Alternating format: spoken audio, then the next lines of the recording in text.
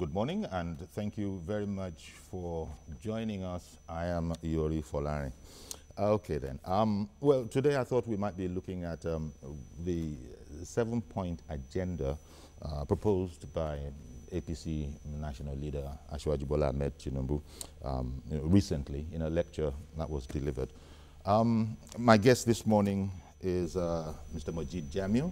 Mr. Jamiu is a journalist, managing editor indeed of Upshot Reports. Thank you very much, MJ, for coming on. Good morning, Yori. Good morning, Nigerians. Very good. My pleasure. Now, first of all, it's a 7-point plan.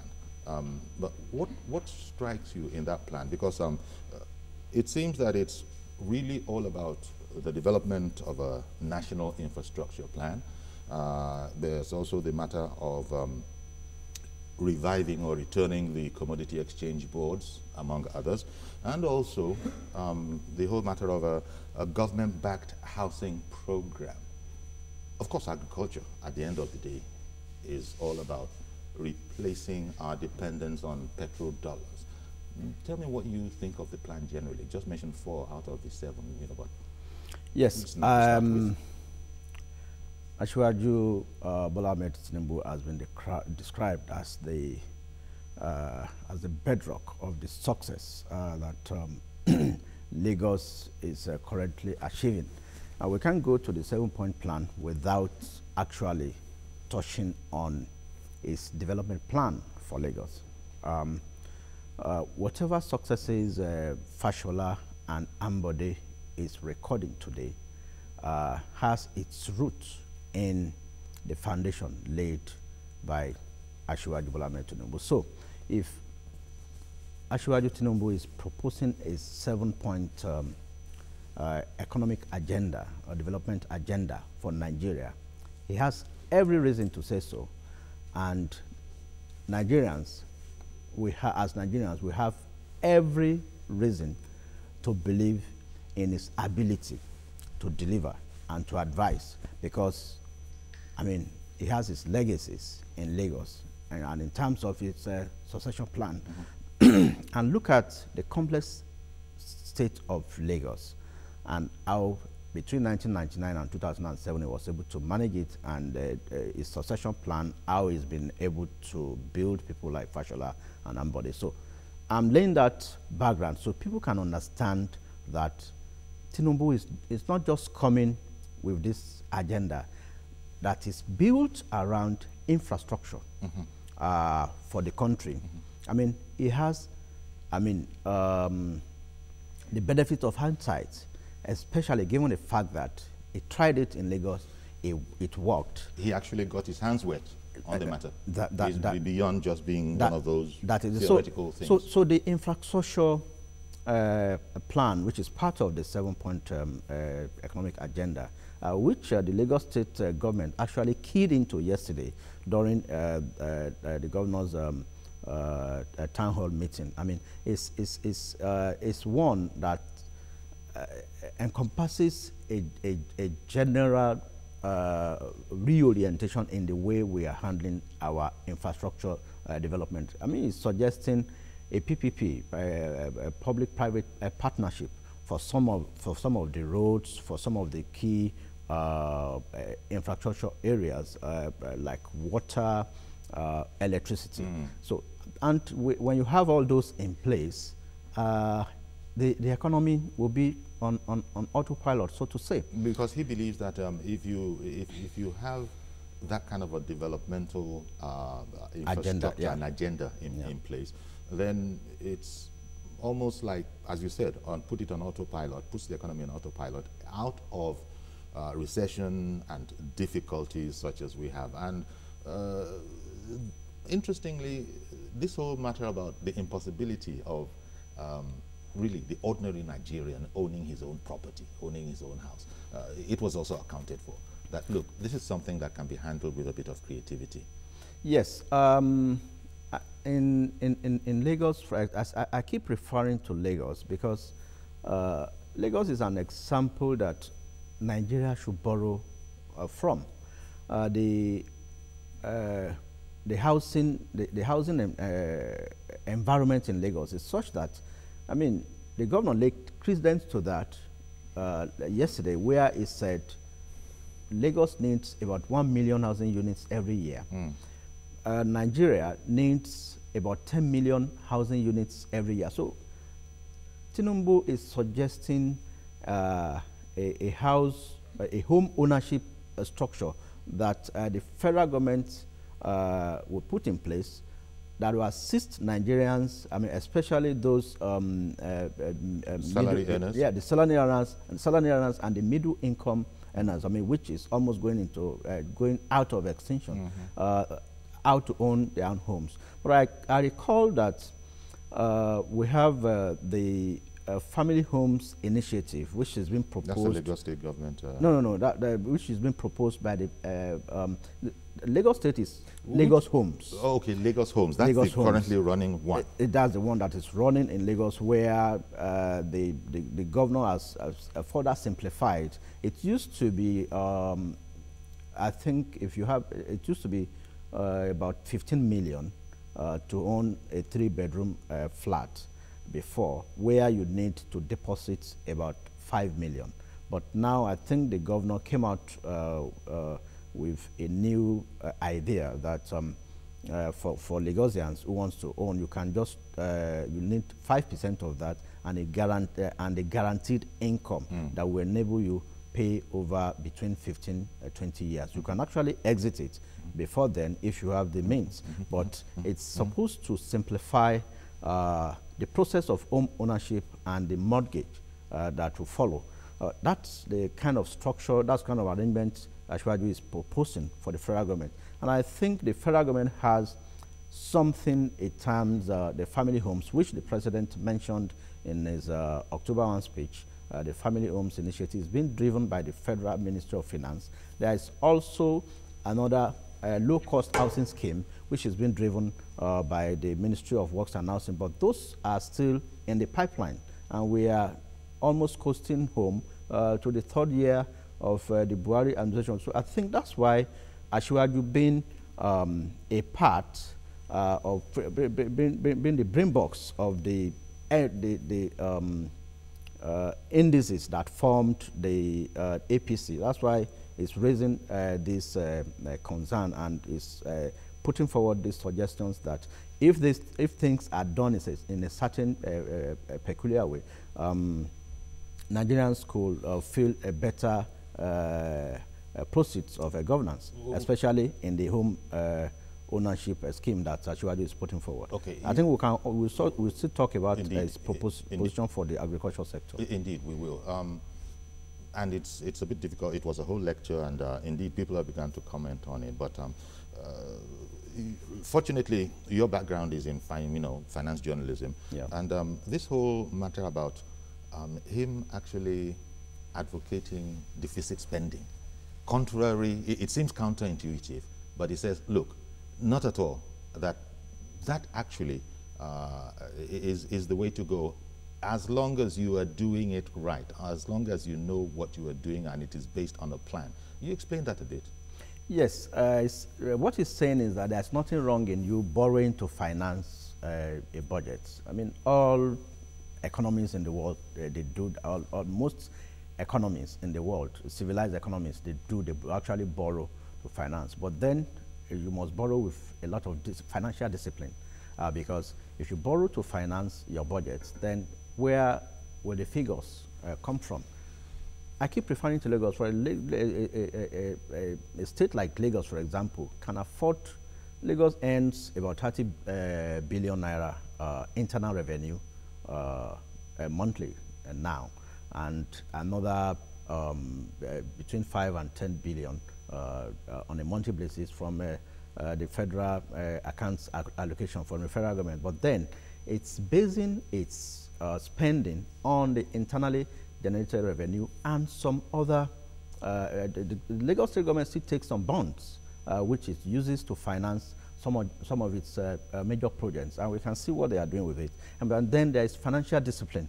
But at the federal level, what Ashwaju is saying is that if we must borrow to fund this budget, then we should know that we are actually borrowing to fund that budget, and there must be financial discipline to see it through. Not a situation where 3.2 billion will be budgeted for a Aso Rock clinic, for example, and we won't have syringes or Panadol or even X-ray machine that is functional there. So you just see construction. I mean, you go to Abuja, you see massive buildings. Even the cost of maintaining those buildings alone is it runs contrary to any developmental policy that you see. You see very huge, humongous buildings, and you wonder, and most of them are empty. So, and these are funded by funds that are borrowed in most instances, and those the cost of financing or maintaining these debts on a yearly basis is something that gives Nigerians a lot of concern. So Asiwaju is not advocating against borrowing to finance budget, but he said there must be financial discipline if we must borrow to finance the 2017 budget. And this is, I think that another letter has gone to the National Assembly now for another $5.5 billion to fund the 2017 budget. Of course, ab initio, we already know that it's going to be a deficit financing budget. I mean, we do not have the figures that can actually finance the 2017 budget based on our receipts from oil and other areas of from the non-oil sector. Our desire to actually diversify is yielding results, but then not up to what we would have expected. And that's why the South African economy has overtaken the Nigerian economy once again, and we are just playing a catch-up. So it's when Asiwaju is talking, I think Nigerians must listen to him. And some people will say, but he's not an economist. But then he has a model that is working in Lagos that people should take a look at. Thank you very much, Majid. Really, this is in the nature of sort of explaining that whole 7-point agenda for exiting recession. Of course, there also might be the whole matter of in what way this differs with what is actually going on now, and preferring these suggestions. Perhaps some might ask that, look, you're a member of the APC yourself, you know, so everything here, you have a stake in it as well. Are there difficulties in, you know, sharing these ideas internally, as it were, for the ultimate benefit of all? That and some other issues we'll look at when we come back. Stay with us, please. We'll be right back.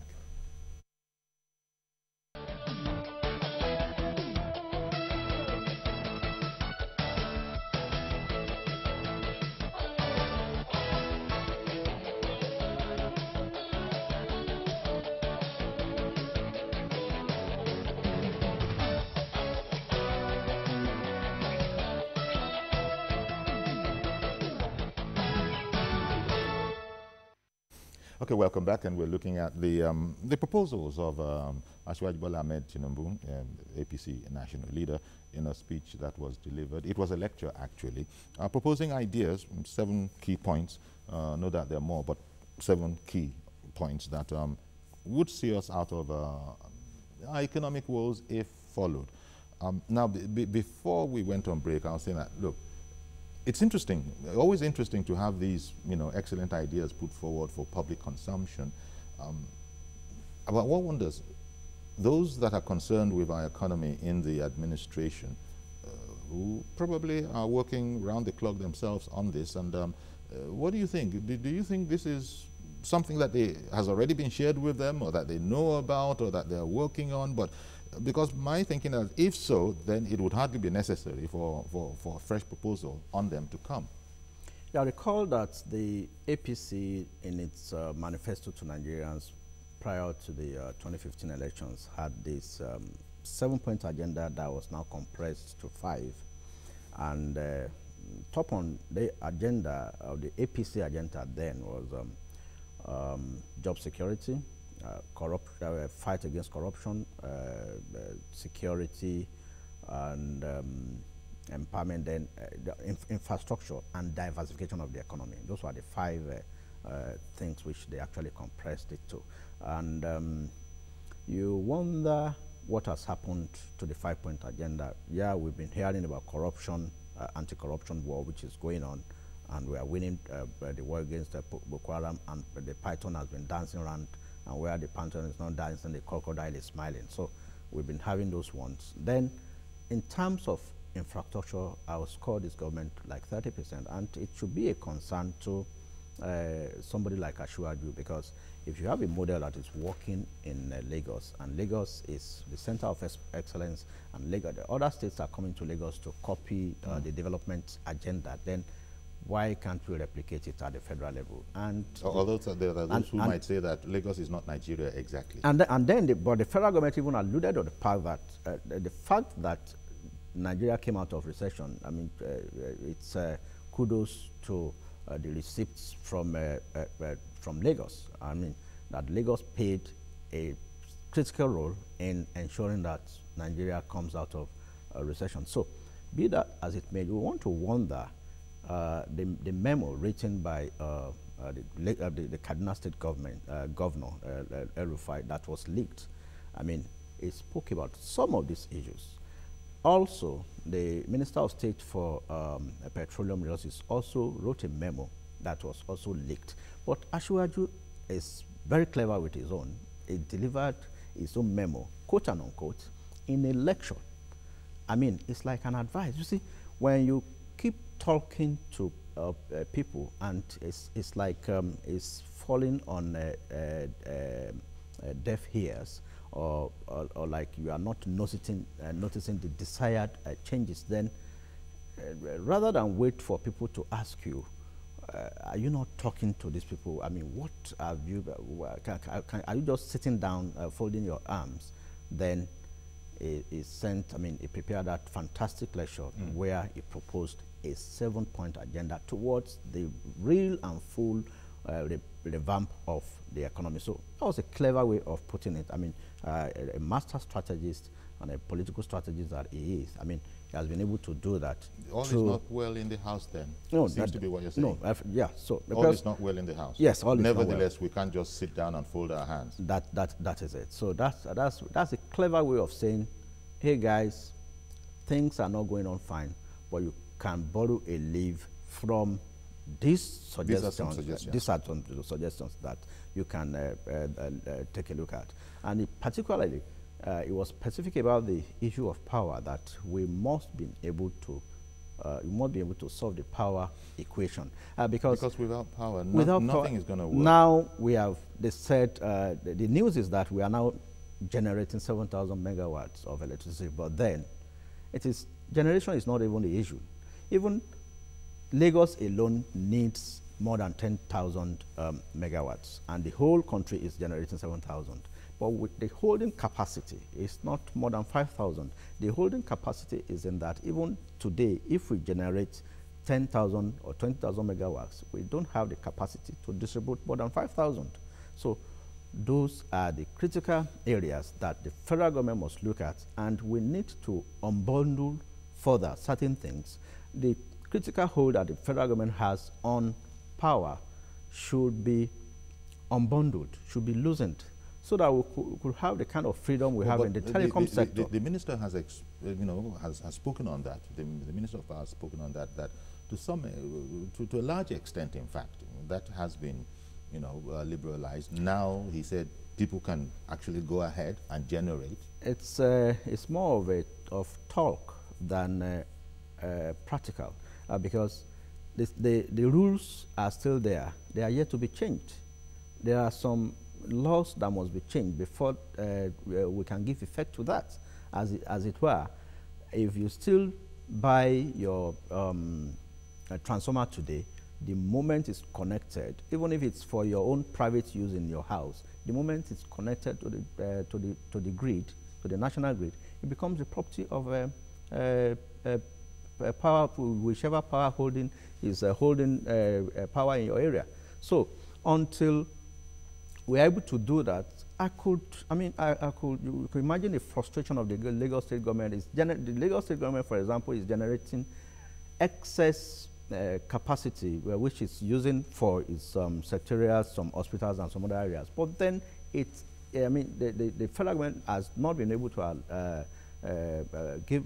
has not given the Lagos state government that permission to distribute for public use, for general use. It's only restricted to certain areas. So let's say that's a work in progress at the very best. Yes, it's a work in progress. I hope that with time we'll get over that. And until we do that, the power equation will still remain a puzzle for us in Nigeria. And a problem to the very ideas that are being proposed in the lecture that we're talking about.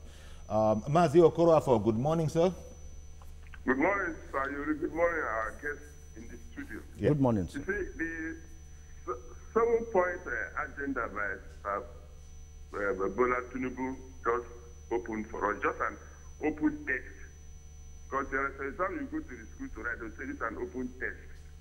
Bring your textbooks. Now, it depends on an individual. See, I don't love Tinubu because all the successors, when he left office, they are still moving sequentially. Not like my own state. All the past leaders, when the successors came, they turned everything upside down. But what I'm preaching to the Nigerian government, now he has given us this lecture and the materials. It is now left for us that, let's say, for like a local government chairman or the governors themselves to pick issues, that points there, that will help the state move forward. You see, we are good in bringing out issues, but our problem is implementation. The proposal is very, very good, because with this one, I see that Nigeria will now be moving. We are talking about the jet age. We are talking about moving forward in order to do what? To be and meet up the advanced economic country. But at the end of the day, some people will say, after all, it's not my party's manifesto or my party's agenda. Which is not, it's very, very wrong. Because we need facts and figures and materials and strategies that will make us to move forward, irrespective of where such theories are coming from. Like what the guest is now saying now, when he made emphasis on all these hospital arrests. Yes, we have to move forward, but the question now is this: how do we implement all these materials the Tinubu have just raised in the proposal 7-point agenda? Thank you very much, and have a blessed day in Lagos. Thank you very much, Mazi Okoroafo, for calling in. Yeah, how indeed, and to what extent do you think, is it because this lecture, whereas it might have educated a lot of us, informed a lot more, how do you see these being examined dispassionately? Because I spoke earlier about, well, we've spoken about the House being what it is. Yeah. Now, these ideas that are being lauded by many, of what use is it going to be if not adopted, if not taken on board, or if viewed, with a sneer? There are all of those things to think about as well. I love the I love the last word you used, Yori. If not being viewed with a snare. No matter how good your idea is, we have some characters in government that feels that... I beg your pardon. Could I please interrupt you, because Mr. George wants to come in from Ikeja onto the conversation. Good morning, Mr. George. Good morning, Uncle Yori. Thank you for calling in. Thank you, and good morning to Mojid. Good morning, sir. Uncle Yori, the proposal made by Asiwaju Tinubu, we all know him. They are very good proposals that, if implemented, Nigeria will see tremendous, improvement in every sector. But my concern is this: he is not speaking, but I can see from where I sit that the party, the ruling party, there are many people there that do not want to set eyes on Tinubu because of what he holds, because of his value. They see that if he is given a chance, he will outsmart them, his views will be strong, and he will be the one that will be in contest. And for that, they always do what they like, or whatever is within them, to make sure he doesn't have a say. And this is where I am calling on the president once again that he should take leadership of that party. Tinubu is too valuable to be sidelined. And the earlier he is brought into the place it belongs in that party and in this government, the better. Otherwise, I don't want to continue from there. Thank you very much. You. Thank you very much, Mr. George. In fact, it dovetails beautifully into the question we were talking about that Majid had picked up. And it was the last point. The danger of all of this, as I said, educates some and informs a heck of a lot more, you know, and the whole matter about how well it will be received. But let's go on a break so that you can be unbroken in your response. Stay with us, please.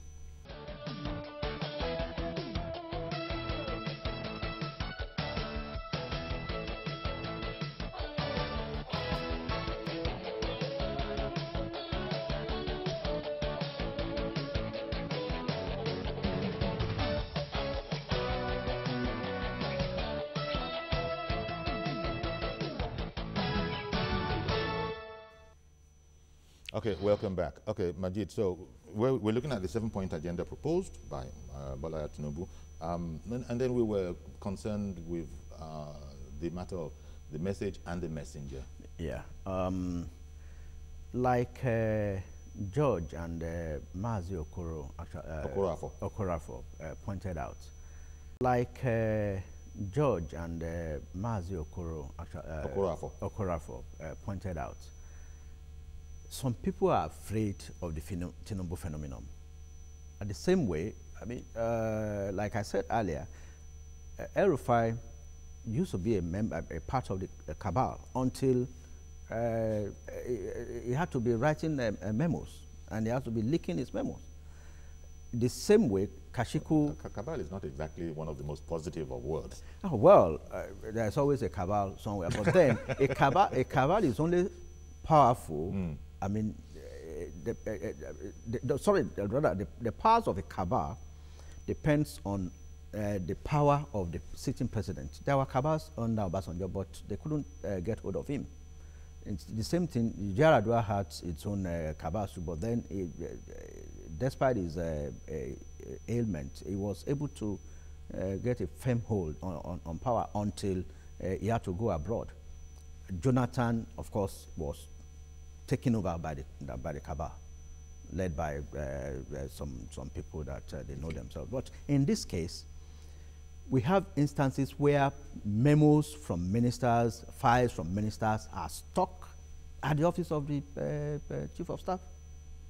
Memos are stuck there. And the question should be asked, how are we to know whether there are other memos from people like Asiwaju that are stuck somewhere without getting to the president? Indeed, one doesn't exactly. So, but like I said, Asiwaju has not told us that he has a memo, but then this is a lecture where he has proposed a 7-point agenda. I mean, it's not confrontational. I mean, but it's just saying if we do things in certain ways, we can actually move forward. It talked about electricity and industrial policy and investments in agriculture. Look at what Lagos State government did, for example, with just one item, rice, the lake rice. It is reverberating. I mean, and the rice industry is feeling the impact. Of course, we must also give kudos to the anchor borrower scheme of the Central Bank of Nigeria that is also empowering a lot of rice farmers and growers in the northern part of the country. So imagine if we replicate what Lagos State government is doing with Kebbi, if we replicate it in about 10 states. And Bonyi is also doing fantastic in rice cultivation and also Jigawa. So if we look at 10 states in the north that can grow this commodity and they get funding from the federal government, for example, we will have a rice revolution in Nigeria, for example. Okay, one moment, please. And all the talk about selling rice at 6,000 a bag, I want them to actually practicalize it and not just say it on the pages of newspapers. Mr. Bubakar in Kano, good morning, sir. Mr. Bubakar. Hello. Good morning. Hello, good morning. How are you doing? Very well. Go ahead, please. Let me contribute a little bit. Yeah, because Bola Tinubu is highly respected and one of the founding fathers of APC. And I would expect to propose this his 7-point agenda right from the day one. You see? And now it is almost late, almost a year to go before the election. And most of the proposals, like the late Erdogan, he made a 7-point agenda in the same party. But after his death, it was thrown into the dustbin. So if you are not in charge, no matter how laudable your proposals are, the incumbent or the leader may not be in his own interest, and it can be thrown out. So I would suggest that Bola Tinubu should have done this earlier on, but not now. It's a bit late. Okay. That's my contribution. Thank you very much, Mr. Abubakar, for calling in. Indeed, we did speak about there is a certain amount of politics that can be ascribed to this, no matter how distasteful, to the situation we have where we're having to hear about this. Look, Bola Ahmed Tinubu, he has his think tank, like all powerful people do. Yeah. So even though we're ascribing all of these ideas to him, yes, indeed, he is the organizer, he is the arrowhead and all of that. But there seems to be the notion that, it's a bit difficult to say, but it seems to be the notion that the APC, the ruling party, particularly might not be caring about whatever is coming from that side of town. And this is a problem because it impoverishes to that extent, to the extent of valuable contribution not being taken on board, the whole machinery of what's going on. Now, if things were going as they could have been, and as Mr. Abubakar had suggested, if ideas like this had been pursued from day one, then there wouldn't be the necessity for this. And you even spoke about all sorts of devices that are now being used by the high and the mighty to put matters in the public domain. It might well be, no such suggestion has come from Asiwaju Tinubu, it might well be that there might be blockages, as the NNPC, the Minister of State said, that he was being blocked and from being able to communicate with the chief. But in the meantime, I'm sorry about that because I wanted you to get in on the matter before I started rambling myself. In the meantime, somebody is coming from South Africa. Good morning, sir. Mr. Good morning. Abe in South Africa, good morning. Good morning, Mr. Yori. Thank you for calling in. Good morning, Uncle Mojid. Good morning, sir. Yes, Uncle Yori, it is very sad with what is really happening in Nigeria with APC. We all voted for, we all clamored for, and we all came down to vote for.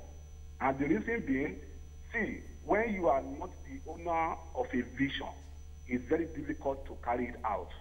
The present people who occupy Aso Rock are not the owner of the vision.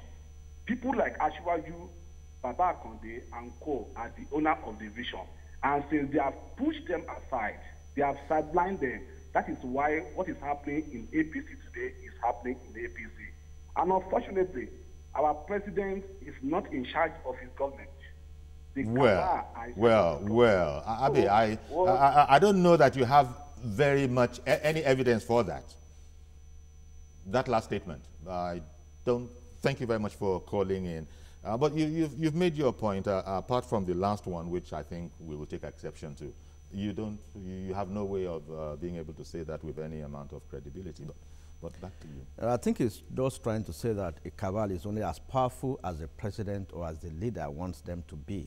I think that's his essence, because a lot of things. Okay, I like the way you've then gonna put it. Majid, the way you've then gonna put it. So, first of all, we're even saying that there is a cabal. Yes. And then you've advanced further intellectually to say that, well, they'll be as strong as the leader wants it to be. That is it. Oh dear. Yeah, because during the Abacha days, we had a one-man cabal in the name of Major Amsal and Mustafa, where major generals will be prostrating for a major. So it's a function of the leadership.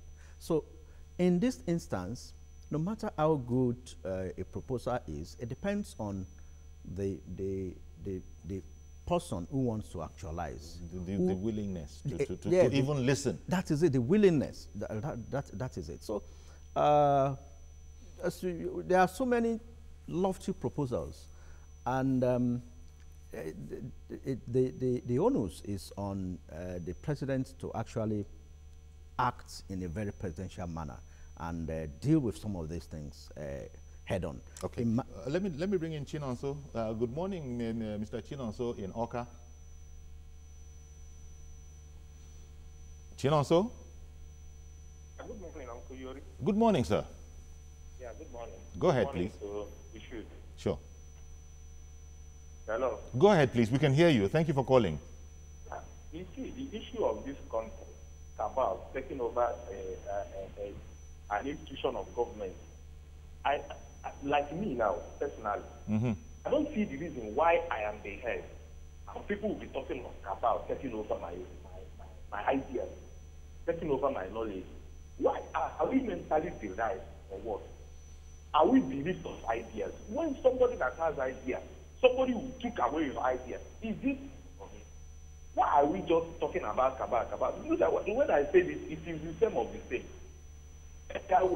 During the campaign, during the election, we said this very clearly. It's the same of the same. Nothing too good is going to happen. It's not the same people that will come and hijack the government. And you see what is that? It's all about sharing money. You see revolution coming. You don't judge the government until that government leave office. And then you start and see what clearly went to understand. See, Nigerians, I don't know why we are so blessed. I fail to be corrected by bad leaders. Thank you and God bless. Well, thank you very much for calling in, Chino. So, you see, it's interesting and perhaps sad in a way, and something must be done about it fast. The whole enthusiasm with which the administration was swept to power, people who, you know, blood, sweat, and tears, who willingly, happily gave that to bring the administration to power, have now, you know, from time to time begun to almost express a sort of regret in the sense that, look, I gave everything that I had, precious little as it might have been, but it is thought that we're not getting our money's worth in terms of governance. Now, how accurate this is, because we've been told by the authorities, we've been told by the administration that it's unreasonable of us to expect an overnight change. And indeed, the administration does say that I've had Alhaji Lai Mohammed, you know, sit here and speak about so much progress haven't been made, but it's a foundational thing. The whole matter of the amount of work that goes into the foundation unfortunately doesn't show. All that people are waiting for is the structure that is towering above it. Well, again, Nigerians will understand that, but how long is probably the question. Again, let's do a quick break so that we won't be interrupted. Stay with us, please.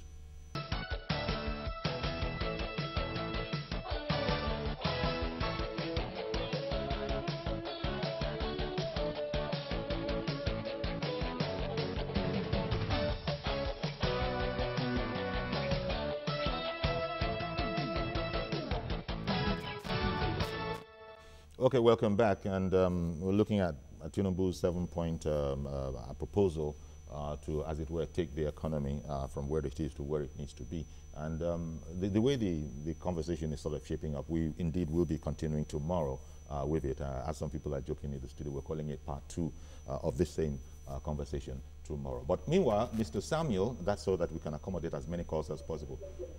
Sorry, Mr. Ishak. Mr. Ishak, good morning. Good morning, Uncle Yori. Thank you for calling in. Good morning to your guest. Yes. On the issue of the 7-point agenda, it is saddening that APC at the center has not learned anything up to now. They have agenda, a campaign promises before they came in. But it's obviously the sideline, the likes of Tinubu that has vision.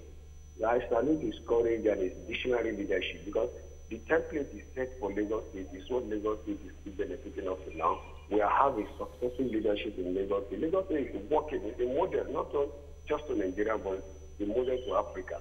I want to appeal to APC at the center. It's not yet too late, although the election is approaching, but they can make amends now by picking, even if it is devolution of power among those agendas, if they could devote power to the state and local government, because they will definitely, before election, they will definitely start seeing achievement. But as it is going now, I want to believe if they did not make amends before election, it will be too sad. So I want to appeal to the APC. We've not seen APC, we've not seen APC executive. The chairman is virtually absent. It's as if we don't have, there's no national chairman in the APC. So I want to appeal, they should wake up from their slumber and pick, at least from those agenda, what is achievable. And they should try and achieve it before 2019. That is my...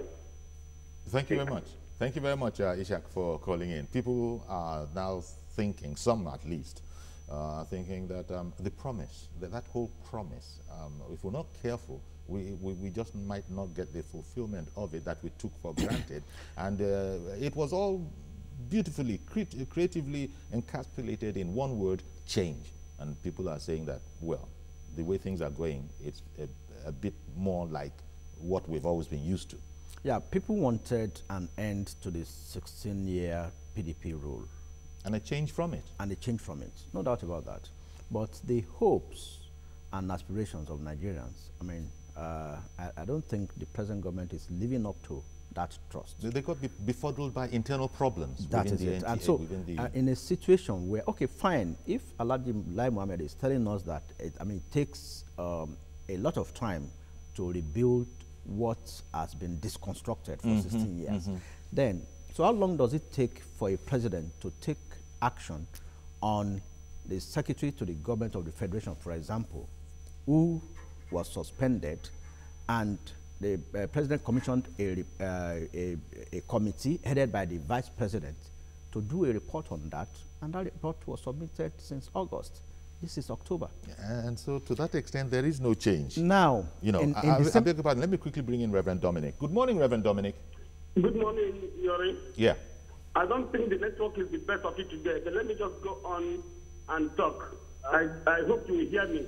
We can hear you loud and clear.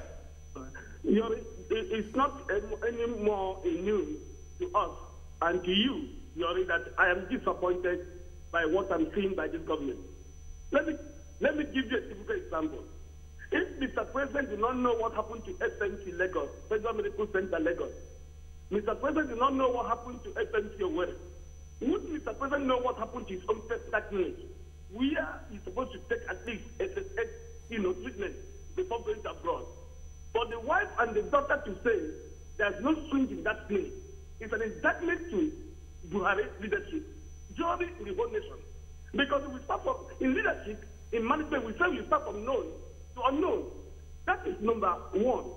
Again, someone like Ahmed Tinubu, who is the brain boss, who is the success of APC, is making a foreign agenda outside the government.